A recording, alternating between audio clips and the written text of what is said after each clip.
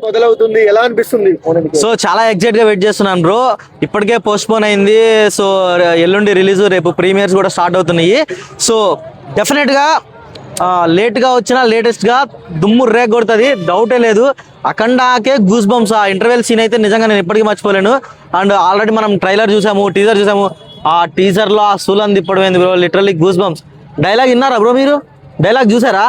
Sound కంట్రోల్లో పెట్టుకో, ఏ సౌండ్కి నవ్వుతానో ఏ సౌండ్కి నరుగుతానో నాకే తెలీదు. బా ఏంది ఆ డైలాగ్ ఏంది?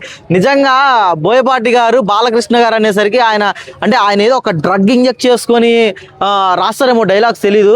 ఒక సపరేట్ డైలాగ్స్. బోయపాటి గారి సినిమాలు మనం చాలా చూసాం, కానీ బాలయ్య బాబు అనేసరికి ఆయన డైలాగ్స్ ఎట్లుండే అంటే వేరే లెవెల్. సో నేనైతే చాలా బాగా వెయిట్ చేస్తున్నాను. ఖచ్చితంగా సినిమా రిలీజ్ అయిన తర్వాత మళ్ళీ ఫస్ట్ వచ్చి మీకే రివ్యూ ఇస్తాను నేను 100%. ఓకే, సో తమన్ బీజిఎం గురించి ఏం చెప్తారు భయ్యా? తమన్ అంటే ఏ తమన్ భయ్యా? ఎవరు తమన్? ఎవరు? కొండిదాల తమనా లేకపోతే నందమూరి తమనా? ఏ తమన్ భయ్యా?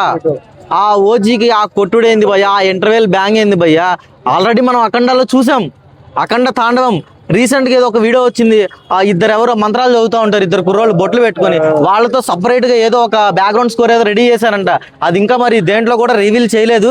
ఖచ్చితంగా రివీల్ చేయలేదంటే థియేటర్లో సౌండ్ బాక్సులు మరి జాగ్రత్తగా సర్వీసింగ్ చేయించుకొని చాలా జాగ్రత్తగా పెట్టుకోవాలి థియేటర్లు. మళ్ళీ లాస్ట్ టైం లాగా సౌండ్ బాక్సులు బేలిపోయినాయి, థియేటర్లో కాలిపోయినాయి అంటే కుదరదు. మొత్తం నీట్ గా థియేటర్లన్నీ క్లీన్ సాఫ్ చేసుకొని రెడీగా ఉండండి.